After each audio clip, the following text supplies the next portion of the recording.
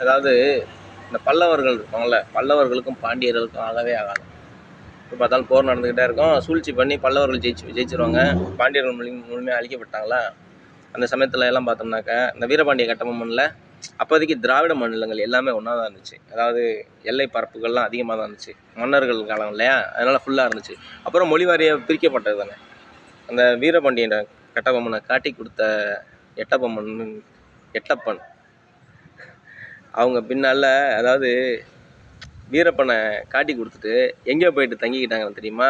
தங்களுடைய அடையாளங்களை மாற்றிக்கிட்டு மதுரை எடப்பாடி பகுதியில் இங்கே தான் போய் தங்கிக்கிட்டாங்களாம். அதாவது இந்த கள்ளர் சமூகத்தில் உள்ளவங்களெல்லாம், அதாவது மருது பாண்டியர் கூட ஒற்றுமையாக, அதாவது ஃப்ரெண்ட்ஷிப் மாதிரி இருந்து உதவி செய்யாமல் கூட இருந்தே குழி பறிச்சிட்டாங்க.